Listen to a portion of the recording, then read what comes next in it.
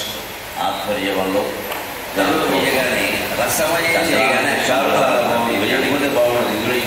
అందరికీ హృదయపూర్వకంగా స్వాగతం. జీవితంలో సుఖ దుఃఖాలు రెండు ఉంటాయి. బెల్లం సుఖానికి ప్రత్యేకత, ఎక్కువ దుఃఖానికి ఒకటి చేదు ఒకటి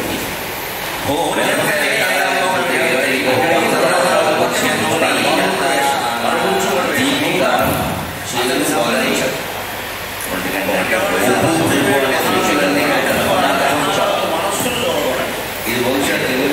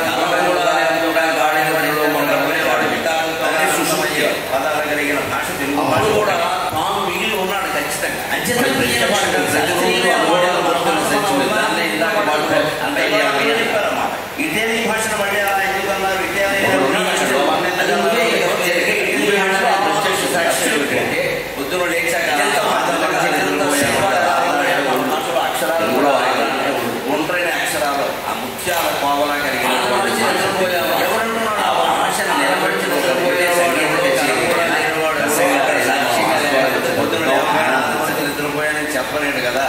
ఆ ఉన్నవాడే జీవుడు అనుకున్నా, దేవుడు అనుకున్నా, అంతర్యామి అనుకున్నా, వైకుంఠవాసి అనుకున్నా, కైలాసవాసి అనుకున్నా, ఇక్కడ ఇంతమంది రూపంలో కనిపిస్తూ ఉన్న అతనే ఆత్మ, అతనే జీవాత్మ, అతనే పరమాత్మ. ఇది సంపూర్ణ స్వరూపం. దాని ఆకారం వృత్తం అని చెప్పారు. ఎందుకంటే వృత్తానికి మొదలెక్కడో చివరెక్కడో మనకి తెలియదు. ఇలా సరళరేఖ కానీ వక్రరేఖ కానీ తీసామంటే ఇక్కడ మొదలు ఇక్కడ చివరాన్ని తెలుస్తుంది ఖచ్చితంగా. వృత్తానికి ఏది మొదలు ఏది చివర ఎలా చెప్తాం మనం ఖచ్చితంగా. అందుకే భగవంతుడు ఆది మధ్యాంతరహితుడు అంటారు. ఆది అంతము లేనప్పుడు మధ్య కూడా ఉండే అవకాశం లేదు. మధ్య అనేది ఎప్పుడు ఉంటుంది అంటే ఆది అని ఒకటి ఉంటే అంతము అని ఒకటి ఉంటే ఇది మధ్య అని చెప్తాం. ఈ కాడకేదో అది ఆది ఇది అంతం ఉన్నది కూడా ఇది మధ్య అని చెప్తాం. ఆది అంతము లేకపోతే మధ్య ఎక్కడ ఉంటుందండి? ఆది మధ్యాంతరహిత అనాది నిధన అని ఎందుకంటారంటే అమ్మవారిని భగవంతుడిని వృత్తాకారం కాబట్టి పూర్ణాకారం. నువ్వు దాన్ని నాశనము చేయలేవు, సృష్టించడం లేదు. ఇవి మొత్తం సైన్స్ అంగీకరించిన విషయాలు మన లలితా సహస్రంలో కొన్ని వేల ఏళ్ల క్రితం వ్యాస మహర్షి బ్రహ్మాండ పురాణంలో చెప్పాడు. హిందుత్వం అంతా సైన్స్, పక్కా హేతువాదమే హిందుత్వం అనడానికి ఇంతకంటే ఏమి నిదర్శనం. హేతుబద్ధమైన మతం ఏదన్నా ప్రపంచం అది హిందూ మతమే. ఈ ఎనర్జీ దానికి మూలం కాబట్టి మనకు బొమ్మల కొలువులో అమ్మవారు బొమ్మ పెట్టాలి. తర్వాత బ్రహ్మ విష్ణు మహేశ్వరుడు పెట్టాలి. త్రిమూర్తులు మూలం. ఆవిడ ఒకరికి సృష్టి, ఒకరికి నడిపించే విధానం స్థితి, ఇంకొకరికి లయం అప్పగించింది. లయం అంటే నాశనం చేయడం కాదు, పొరపాటు చెప్పకూడదు. చూడు నాశనం చేయడు దేవుడు, ఎప్పుడు ఎవరిని నాశనం చేయడు. లయం అంటే సంహారం అంటారు. సంహారం అంటే కలిపి చేయడం, లీనం చేయడం. కాఫీలో పంచదార వేసాం, లయం అయిందా నాశనం అయిందా? నాశనం కాలేదు, లయం అయింది. ఎందుకంటే పంచదార వేయకముందు కాఫీ వేరు, వేసాక కాఫీ వేరు. షుగర్ పేషెంట్లందరికీ ఈ విషయం బాగా తెలుసు. తోస్తున్నాం తాగలేకుంటారు, అంతే కదా తేడా. అందుకని పంచదార వేయకముందు ఒక రుచి, వేసాక ఒక రుచి ఉందా లేదా? ఆ పంచదారని కాఫీలో కలిపాం కానీ పంచదారని నాశనం చేయలేదు మనం. అలాగే ఈ సృష్టి మొత్తాన్ని మూలమైనటువంటి శక్తిలో కలుపుతాడు శివుడు. ఆయన సంహారం అంటే ముడివేయడం. ముడివేయడం సంస్కృతంలో వేణీ సంహారం అని గొప్ప నాటకం ఉంటుంది. భట్టమురాలు రచిస్తాడు మహానుభావుడు, భట్ట నారాయణ రచిస్తాడు. ఆయన ద్రౌపది జడ ముడివేస్తాడు. వేణీ సంహారం అంటే అర్థం. అందుకని కత్తిరించలేదు ఆయన. దుర్యోధన జంపి ఆ నెత్తురు వేళ్లతో గోడతో వచ్చి ఆ తైల జుట్టుకి రాసి ఆ జుట్టు ముడి వేస్తాడు. అంతవరకు ఆవిడ ముడి వేసుకోకుండా ఉంది కాబట్టి, ముడి వేసుకోకపోయినా విరబోసుకుని తిరగలేదని వ్యాసభారతం చదివితే అర్థమవుతుంది. ద్రౌపది జుట్టు విరబోసుకుని తిరగలేదు, పొరపాటుగా చెప్పొద్దు. తిక్కన గారు కూడా గ్రహ్ముడి గ్రహ్మాన వీక్షి అన్నాడు. అటువంటి స్థితిలో కూడా ఆవిడ ఎలా తిరిగింది అంటే, ఈ తలంటు పోసుకున్నాక జుట్టు ఆరబోసుకుని ఇప్పుడు ఆడవాళ్ళు ఏం చేయాలంటే విరబోసుకోవడం కాదు, చివర 2 కొసలు కూడా వేయాలి. కనీసం మొత్తం జడ వేయకపోయినా 2 కొసలు ముడి వేస్తారు. ఎప్పటికీ సంప్రదాయం తెలుసుకున్న స్త్రీలు అలాగే చేస్తారు. పూర్తిగా విరబోసుకోరు. దానివల్ల వెంట్రుకలు లేలంతా రాలుతాయి. వాళ్ళకి ఇబ్బంది, పక్కన ఉన్న మనకి ఇబ్బంది. వీళ్ళు భోజనాలు చేస్తే వచ్చిన వాళ్ళందరికీ. అందుకని అవన్నీ చేయాలి. కనీసం చివరి 2 కొసలు ఇలా ఉరికి 2 కొసల కింద లాగి చివరి ముడి వేస్తారు. అలాగే ఉంది. అందుకే బ్రహ్ముడికి బ్రహ్మణ వీక్షి అన్నాడు. అది అంత పద్ధతిగా ఉండేవారు. అది వేణీ సంహారం. అలాగే సృష్టించింది సంహారం. ఆ తర్వాత ఇతర దేవతల బొమ్మలు, దిక్పాలకుల బొమ్మలు పెడతారు.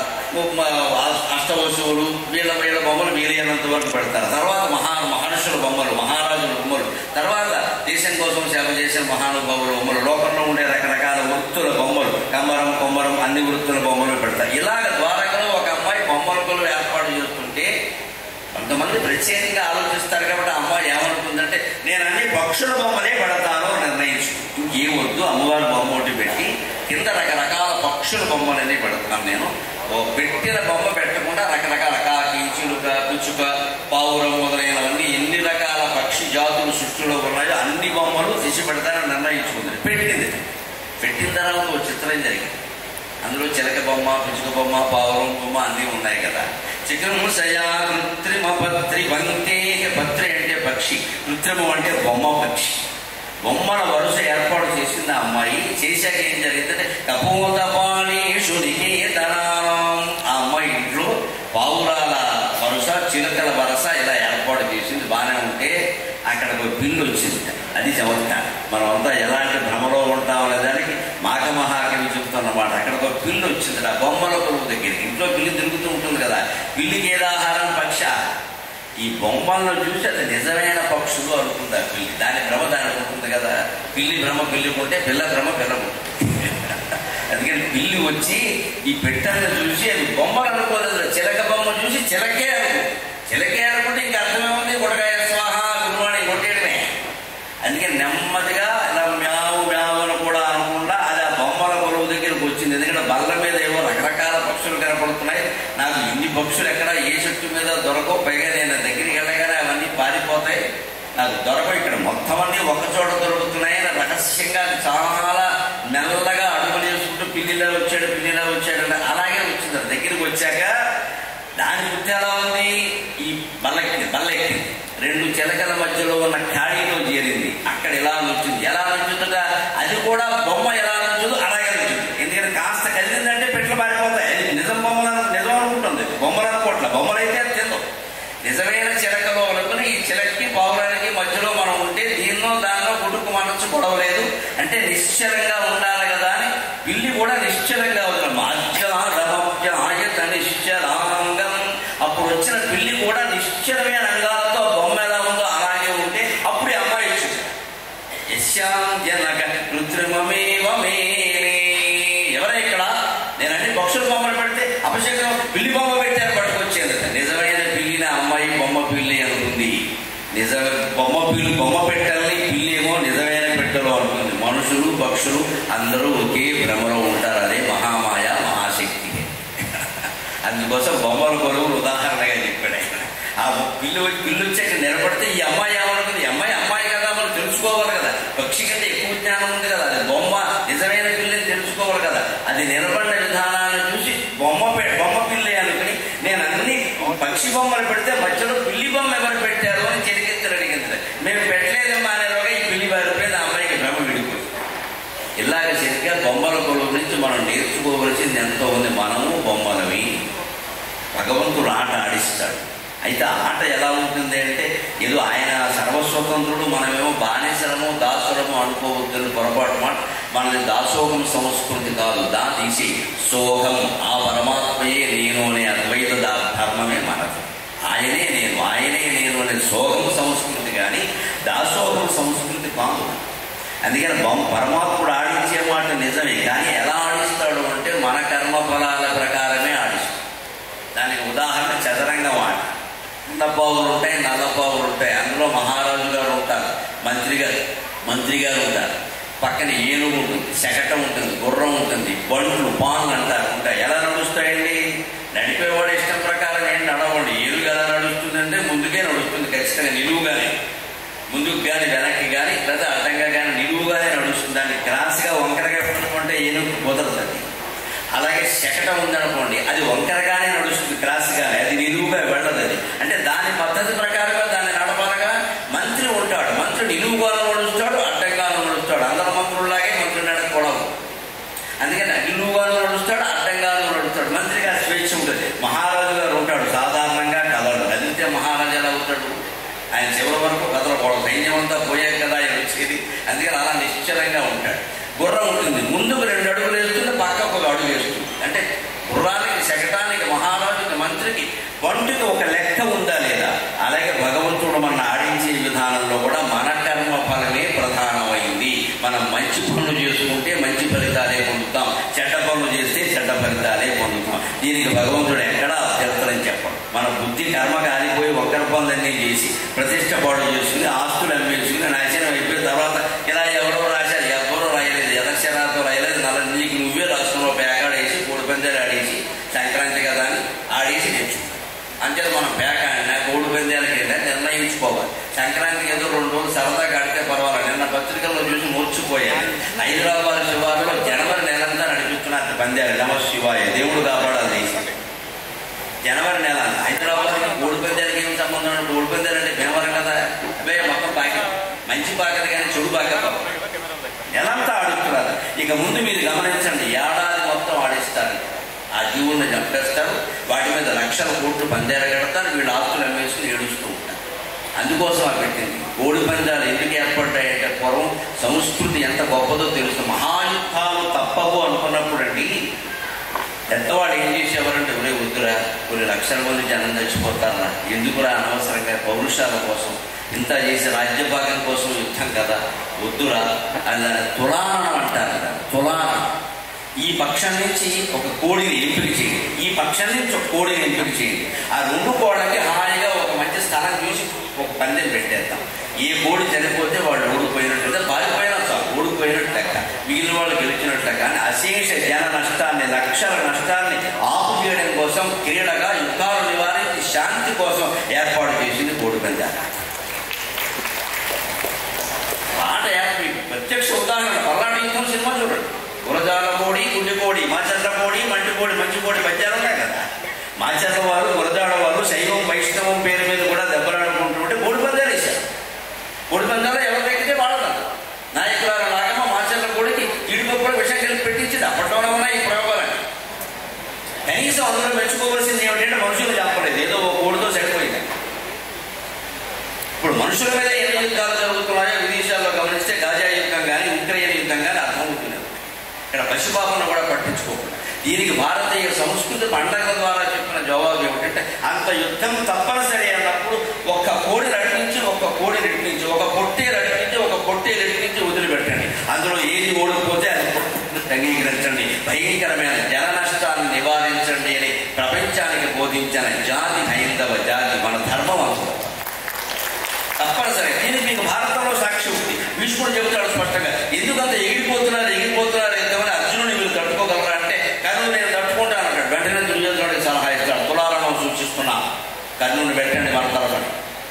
దుర్యోధనుడు వాళ్ళ తరఫున వస్తాడు. ఇద్దరిలో ఎవరు గెలిస్తే వాడు గెలిచినట్టు అంగీకరించండి చాలు, జన నష్టం నివారించండి అని భీష్మ పితామహుడు సలహా ఇస్తాడు. దుర్యోధనుడు ఎందుకు వింటాడండి? వింటే దుర్యోధనుడు ఎందుకు అవుతాడు? నేను ఎక్కడో అవధానం చేస్తుంటే అడిగారు, ఇంతమంది చెప్పినా దుర్యోధనుడు ఎందుకు వినలేదండి అంటే నేను చెప్పాను, వాడికి మా మీద ప్రేమమ్మ అందుకే వినలేదు అని. దుర్యోధనుడికి రావణాసురుడు వెంటనే సీతను ఇచ్చేసి ఉంటే రామాయణం లేదు. దుర్యోధనుడు చెప్పిన మాట వినుంటే భారతీయులు మేము ప్రవచనకర్తలు ఎలా బతకాలి, ఏం చెప్పి బతకాలి? మాకు ఇవాళ ఇంత సత్కారాలు చేస్తున్నారంటే రామాయణం భారతం చెప్పబట్టి కదా, లేకపోతే మా సొంత స్టోరీలు చెప్తే ఎవరైనా డబ్బులు ఇస్తాడు ఏమిటి? అంచేత నాయన దుర్యోధనుడు రావణాసురుడు ఎందుకంత మూర్ఖులుగా ఉన్నారంటే మా మీద ప్రేమనైనా పురాణాలు చెప్పుకునే పండితులు బతకాలి కదా, నాకు కథలు పుట్టారంటే ఎవడు ఒకరి పని చేయకపోతే ఎలా పుడతాయ్యా? అందుకని మీరు రాముడిని కృష్ణుడిని పూజించుకోండి, మేము దుర్యోధనుడిని రావణాసురుడు దండేసుకుంటాం. వినీసుంటే గొడవ ఉందండి, ఇక ఒక్కోడు వినడు అంతే. నిజానికి ఎంత సులభమైన ఉపాయం అది. మీరు కన్నుండే కదా నమ్మకులు యుద్ధానికి చెబుతున్నారు, మీరు ఎవరో యుద్ధం చేయాలని మీకు తెలుసు కదా, మాకు ఇష్టం లేదు వాడిని పెట్టండి. ఇటువైపు అర్జునుడు ఎలాగో జగదేక వీరుడు ఆయన వస్తాడు, ఇద్దరులో ఎవరు నెక్కితే ఒప్పుకోలేదు. దుర్యోధనుడు ఒప్పుకోలేదు. మూర్ఖత్వం అంటే అదే. అబ్బే ఇప్పుడు ఐదుగురు అడిగారు, తర్వాత వచ్చి నలుగురు అడుగుతారు అన్నాడు. ఒక్క పెట్టేవాడు ఏదో ఒకటి అడుగుతాడు, ఏదో ఒకటి పెడతాడు. ఇలాగ మహత్తరమైన యుద్ధాలను నివారించడానికి పెట్టినటువంటి కోడి పందాన్ని మనం సంక్రాంతి పేరు మీద ఆడటం తప్పైతే 80 నెలలతో ఆడటం, ఏడాదంతా ఆడటం ఇంకా దుర్మార్గం. అటువంటివన్నీ ఆపు చేసుకుని ఇళ్లలోనే మనం సరదాగా ఆనందంగా గడపాలి. దానికి తగినటువంటి ఆటలు పాటలు మనకి ఉండనే ఉన్నాయి. ఇంకొక విషయం, ఆత్మాభిమానానికి సంబంధించింది జాతి ఎలా ప్రేరేపిస్తుందో ఒక్క మాట చెబుతాను నేను. సంక్రాంతి పండుగ ద్వారా గంగిరెద్దు ఆట ఇప్పుడు ఈ నెల్లాళ్ళు వస్తారని తర్వాత మళ్ళీ కనపడమన్నా కనపడ. ఆ గంగిరెద్దును ఒకడు వీధిలో తోలుకెడుతున్నాడు. ఎదురుగా ఒక పూజారి గారు వచ్చాడు, ఆయన శివాలయంలో పూజారి. ఈ ఎద్దు కొంచెం మనిషిని చూడగానే బొమ్మ విసురుతుంది కదా, దానికి ఈయన పూజారిని శివభక్తుడని బొమ్మ విసరకూడదని తెలుసు, నేను విసిరింది. ఈయన కాస్త కంగారు పడ్డాడు, పక్కకి దొరికాడు. వెంటనే లేచి చూసుకోద్దా, ఎద్దు ఎంత చేస్తే నేను శివాలయం పూజారని నేను, దీనికి గౌరవం లేదు, ఏదైనా ఎద్దులు జరిగే పెంచదా అన్నాడు. అంటే బాబు వాడికి కోపం వచ్చింది. ఎద్దు అంటే అది మనకేమన్నా మనిషా, అది బొమ్మ విసురుతుంది, మీరు తప్పుకోవాలి, అందుకని ఎద్దులు పెంచద్దంటే అలాగా మీ శివుడు ఏమైనా గొప్ప మా ఎద్దుకంటే అన్నాడు. పాపం వచ్చినప్పుడు ఏదో ఒకటి వస్తుంది. అదేమిటి ఏకంగా శివుడు ఎద్దుకంటే గొప్ప అంటావా నువ్వు? శివుడే గొప్ప కదా, ఎద్దు వాహనం కదా. లేదండి ఎద్దే గొప్ప, శివుడే తక్కువ, నేను చెప్తా అన్నాడు. ఎవరు ఊరుకుంటాడంటే ఆత్మాభిమానం ఎవరికి వాడు.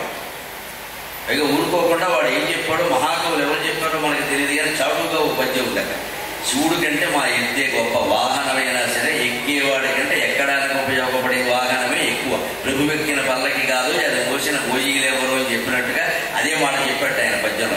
ఆతడమ్మ కుమగండు ఈతడమ్మ కుమగుండు ఎలమిన అతని కంటేనే తను ధనుడు, అతడు శూలము ద్రిప్పు ఇతడు వాలము ద్రిప్పు ఎలమిన అతని కంటేనే ఇతడు ధనుడు, ఆతడమున వేయు ఇతడు కొమున దూయు ఎలమిన అతని కంటేనే ఇతడు ధనుడు, అతడు దిగంబరుండు ఇతడు పీతాంబరుండు ఎలమిన అతని కంటే ఇతడు ధనుడు, అతడు దిగంబరుండు ఇతడు పీతాంబరుండు ఎలమిన అతని కంటే ఇతడు ధనుడు, శూలియతడు రైతుల కూలియతడు, శూలియతడు రైతుల కూలియతడు, దేవుడతడు కుడితంత దేవునితడు, దేవుడతడు కుడితంత దేవునితడు. ఇంకొక మాట చెబుతున్నానయ్యా, ఒక్క మాట చాలు మా ఎద్దు మీ శివుడి కంటే గొప్ప అనడానికి. ఏమిటంటే ఈశ్వరుడు లేకయున్నను ఎద్దు నడచు, ఎద్దు లేకున్న నడువలేని ఈశ్వరుడు. ఏ కులాన్ని గౌరవించాలో ఏ కులాన్ని తక్కువ చేశారో ఆలోచించండి. ఎవరి వృత్తి వారి గొప్పది, వారిని గొప్పది అని గౌరవించిన సంస్కృతి భారతీయ సంస్కృతి. ఎక్కడా ఎవరిని తక్కువ చేయాల, ఎవరిని మనం అవమానించి మాట్లాడకూడదు. అతను చెప్పిన విషయాలన్నీ పక్కా నిజం. అతడు అంబకు మొగడు, అమ్మ శివుడిని ఎవడో అంబికాపతి అన్నా, మనం అంబకు మొగడు, వీడు అమ్మకు కూడా ఇక్కడ ఎక్కువ ఆవులో ఉండేది ఏమిటంటే తల్లి ఆవులతో పిల్లదోడు కలుస్తుంది. గోవుతో అది ఏ ఆవుకు పుట్టిందో ఆ దూడ దాంట్లోనే కలుస్తుంది. దాంట్లో అది తప్పేం లేదు, పశువులకు ఆ బంధాలు తెలియదు. మనం కూడా అలా ప్రవర్తిస్తేనే ఘోరం అన్నారు. మనం అలా ప్రవర్తించకూడదు కదా. పశువుకి మనకి తేడా ఏంటంటే ధర్మోగి దేశామదికో విశేషో ధర్మేణ హీనా పశుభి సమాన. తినడం కానీ, నిద్రపోవడం కానీ, భయపడడం కానీ, లైంగిక బంధాలు కానీ మన కొనడం ఏమిటంటే పశువులు కూడా అవన్నీ మామూలే. ఆహార నిద్ర భయవేదు నుంచి సామాన్యమైన పశుభిన్నరాణం. పశువులకి మనుషులకి తేడా ఏం లేదు. మరి మనిషి ఎందుకయ్యా అంటే ధర్మోకి దేశం అధికో విశేషం. ఏది చెయ్యొచ్చు, ఏది చెయ్యకూడదు, ఏ కాలంలో ఏది చేయొచ్చు, ఏ కాలంలో ఏది చేయకూడదు, ఇవన్నీ తెలిసిన వాడు మనిషి. అవి తెలియనిది పశువు. కాబట్టి మనం మనిషిలా ఉండాలో పశువులా ఉండాలో నిర్ణయించుకోవలసింది. ఎప్పటికప్పుడు మన ప్రవృత్తిని పరిశీలించుకోవాలి. అందుకని ఎందుకు ఆ నియమం ఏముండదండి, అది తల్లితో కలుస్తుంది. అంచేది అమ్మకమ్మ కూడా అంటారు లోకంలో చెప్పినప్పుడు అంతే. అంచేది అది ఉందయ్యా మన ప్రవృత్తి తప్పే ఉంది. ఇంకో మాట చెప్పాడు, అతడు అమ్మునవేదు ఇతడు కొమ్మునదు ఎలవిన అతని కంటే ఇతడు గనుడు. శివుడు త్రిపురాసుర సంహారం కోసం ఒక్క బాణం వెయ్యాలని అంత హడావుడి చేశారయ్యా. మీ దేవతలంతా కలిసి బాణాలు దొరకలేదా, ధనుస్సులు దొరకలేదా, వెంటినారి దొరకలేదా, మేరు పర్వతం ధనుస్సా, హరిశేషుడు వెంటినారా, శ్రీ మహావిష్ణువు బాణమా, భూదేవేమో రథమా, సురీచంద్రుడు రథచక్రాల. ఇంత హడావిడి కావాలా ఓ మనిషిని చంపడానికి? రాక్షసుడైతే మాత్రం మా ఎద్దు తలుసుకుందంటే ఒక్కసారి కొమ్ము దూసిందంటే ఇప్పుడు నువ్వు పడ్డావే అలాగే పడతాను మొత్తం అందరని చెప్పి. ఇంత హడావుడు మాకు అక్కల ఒక్కసారి కొమ్ము దూసిందంటే ఎదురొచ్చిన వాడు ఎవడైనా పక్కకి వెళ్ళిపోవలసిందే, ఇంకా అనుమానమే లేదు. శూలి అతడు శూలం తిప్పు, ఇతడు వారం తిప్పు. ఆయన శూలం తిప్పుతాడు, మా వాడు వారం తిప్పుతాడు. తోక పైకి లేపి ఇలా అన్నాడు అంటే పక్కన ఉన్నవాడు బేజారికి పారిపోవలసింది. ఇంకో గొప్ప మాట చెప్పండి, నిజంగా వాస్తవం. శివుడి దిగంబరుడు అంటారు. కానీ ఈ ఎద్దు గంగిరెద్దు ఉంటే దాని మీద ఇప్పుడు చూడండి కూడా ఎంత పేదవాడు గంగిరెద్దుని తీసుకెళ్ళినా సరే దాని మీద ఎప్పుడు పట్టు చీరలు పట్టుబట్టలే ఉంటాయి, మామూలు పట్టుకుంటాం.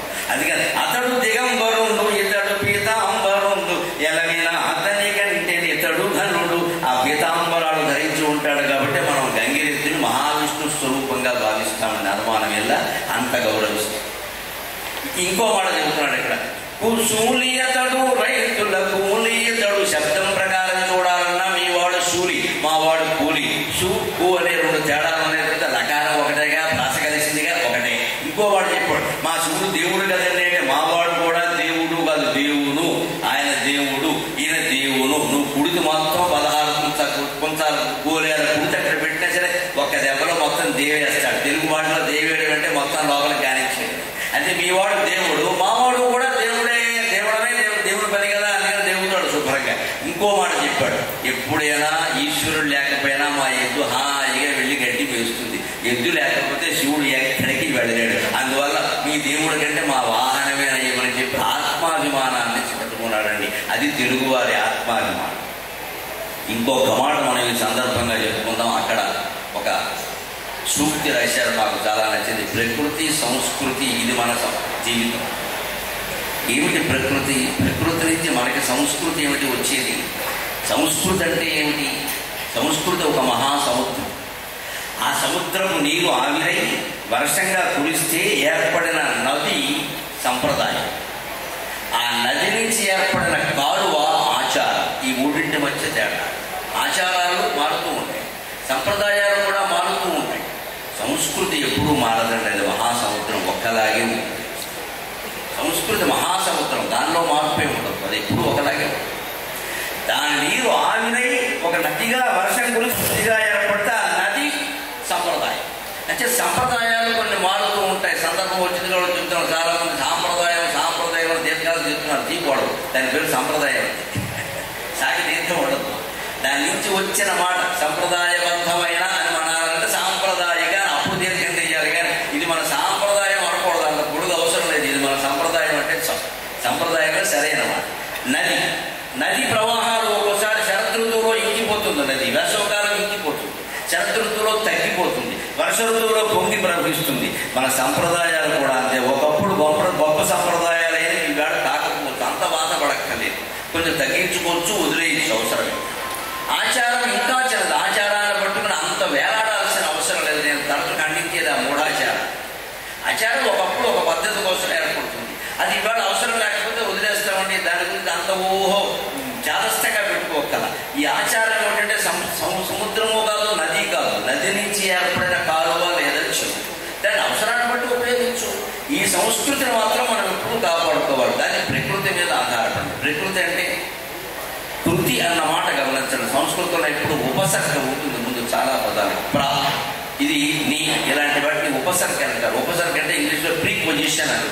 దాని పేరు కూడా ఇంగ్లీష్లో ప్రీ పొజిషన్. ప్రీ పొజిషన్ అంటే ముందు ఏర్పాటు చేసి. ముందు ఏర్పాటు చేస్తే ప్రిపోజిషన్ అంటారు, చివరి ఏర్పాటు చేస్తే టెర్మినేషన్. అందుకని సంస్కృతంలో దీన్ని ఉపసర్గ అంటారు, టెర్మినేషన్ ప్రత్యయం అంటారు. అది ప్రత్యయం చివరిలో వస్తుంది, ఈ ఉపసర్గ ముందు వస్తుంది. కృతి అనే దానికి ముందు ప్రా వచ్చింది, అంటే కృతి ఆల్రెడీ మేడ్. కృతి అంటే అర్థం. సంగీతంలో పాడిన దాన్ని కృతి అంటారు. కావ్యాన్ని కూడా కృతి అంటారు. ఆ మహర్షి ఒక కృతి రచించాడు, ఈ కృతిని ఫలానా వారికి అంకితం ఇచ్చారు. కృతి అంటే ఆల్రెడీ మేడ్, అయిపోయింది. భగవంతుడు తయారు చేసి మనకి ఇచ్చాడు ప్రకృతిని. దాన్ని మనం ఏం వృద్ధి చేయగల, పాడు చేయకుండా ఉంటే చాలు, కాపాడుకున్నట్టే. కొత్తగా నువ్వు ఏం వృద్ధి చేయగల, ఒక్క మొక్క నువ్వు నాటకు నాయన, ఉన్న చెట్లు కొట్టేకి సరిపోతుంది.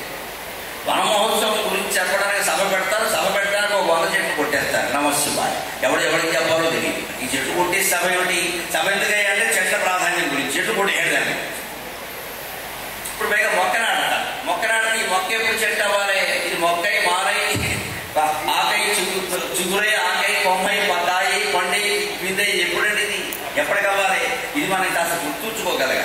అందుకని ప్రకృతి అంటే సహజంగా ప్రతిష్టాత్మకమైన కృతిని మనకి భగవంతుడు ఇచ్చారు. ప్రకృష్టం కృతికి ప్రకృతికి ఒక మంచి సమన్వయంగా అన్ని కాలాల్లోనూ సరిపడే విధంగా మనకి ప్రకృతిని భగవంతుడు ఇచ్చాడు. ఆ ప్రకృతిని మనం ప్రకృష్టం కృతిని నికృష్టం కృతి చేయకుండా ఉంటే చాలు, దాన్ని ఉన్నది ఉన్నట్టు కాపాడుకోగలిగితే చాలు. అప్పుడు సంస్కృతి కూడా మనకి నిలబడుతుంది. అందుకే పిల్లలకి ఒక అరవట్టు ఇయ్యాలి. ఆ మాట చెప్పి నేను 5 నిమిషాల్లో సెలవు తీసుకుంటాను. సహజమైన ప్రకృతిని చూడడాన్ని పిల్లలకు అలవాటు చేయండి దయచేసి. మనం పట్టణంలో సమావేశం అవుతున్నాం కాబట్టి చెబుతున్నా ప్రత్యేకంగా. ఇవాళ చాలా మందిని ఎవరిని పలకరించినా పల్లెటూళ్ళలో ఎవరూ ఉండడం లేదు. పల్లెటూళ్ళ వాడు పట్టణాలకు వచ్చారు, పట్టణాల వాడు నగరాలకు వెళ్ళారు, నగరాల వాడు నయాగరాలో కలిసేది. ఎవరిని పలకరించినా మా అబ్బాయి అమెరికాలో ఉన్నాడు, మా అమ్మాయి ఆస్ట్రేలియాలో, వీరు ఇక్కడ ఎందుకున్నారంటే ఉన్నారు, అంత గత్యంతరం లేదు. ఈ చెప్పుకోవడాన్ని గొప్పగా భావించడం తగ్గిపోలే. ఏదో తప్పనిసరిగా వెళ్ళాడండి అన్నారు, అంతే. అదే గొప్ప విషయం. ఈ దేశాన్ని వదిలిపెట్టడం, ఈ ధర్మాన్ని వదిలిపెట్టడం నిజంగా దోషమైన అందులో అనుమానం కదా. ఈ మొత్తం ఈ వ్యామోహం పెరిగాకే బాగా మొత్తం తెలుగునాడు 2 రాష్ట్రాల్లో మార్పు వచ్చేసింది. బాగా చూసుకోండి. ఆచారాలు నశించడానికి, అనేక అనాచారాలు ఏర్పడడానికి విదేశీ సంస్కృతి దిగుమతి అవుతుంది బాగా.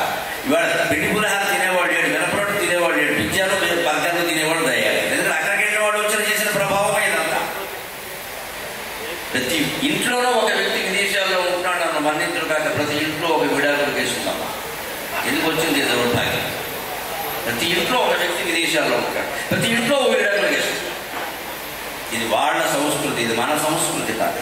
ఎన్ని ఇబ్బందులు వచ్చినా, నువ్వులు అగ్నిలాగా కాల్చేస్తూ ఉన్నా సరే, పిల్లల యాత్ర పడుతున్నా సరే, ఎల్లారు తట్టుకున్న సంసారం నడిపించిందమ్మా. అటువంటి స్త్రీలకు జన్మించాం కాబట్టి మేము ఇంతకాలం సుఖంగా ఆనందంగా ఉంటాం.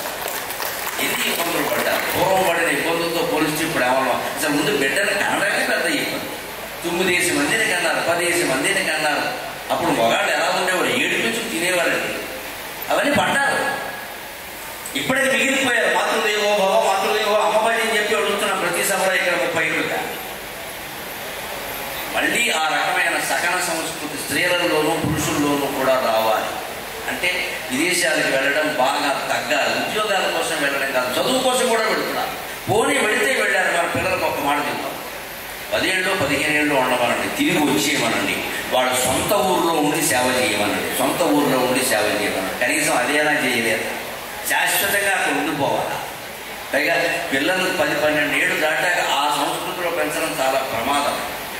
అది అంతో ఎంతో మన సంస్కృతి నయ్యి. ఇక్కడ కనీసం కాస్త పెద్దవాళ్ళు ఉంటారు, మాట వింటారు. ఈ పండుగల పేరు మీద ఏదో ఒకటి నేర్పచ్చు.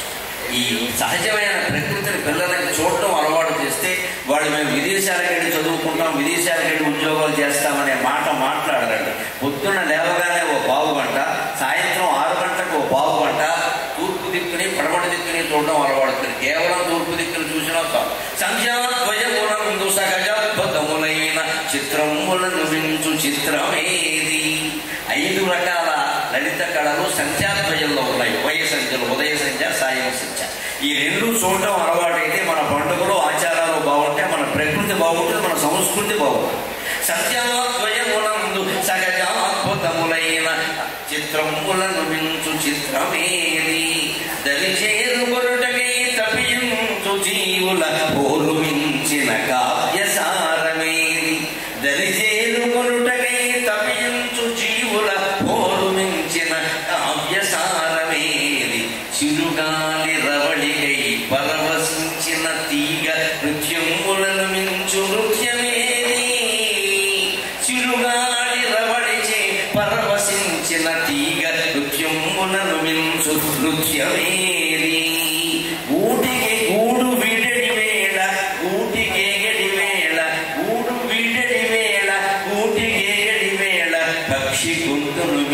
పాటయేది సంధ్యాద్వయమునందు సహజాద్భుతములైన చిత్రములను మించు చిత్రమేది గూడు వీడడి వేళ గూటికేయడి వేళ పక్షి గొంతును మించు పాటయేది చిరుగాలి రవడికై పరవశించిన తీగ నృత్యములను మించు నృత్యమేది దరిచేరుకొనుటకై తపించు కెరటాల పోరు మించిన కావ్యసారమేది దరిచేరుకొనుటకై తపించు కెరటాల పోరు మించిన కావ్యసారమేది ప్రకృతి గుడిలోన పరమశిల్పముగాగా ప్రకృతి గుడిలోన పరమశిల్పముగాగా ఎవరనుమతిదేమీ లేదు ఎవరితో చర్చ చేసేటిదేమీ లేదు ప్రకృతి గుడిలోన పరమశిల్పముగాగా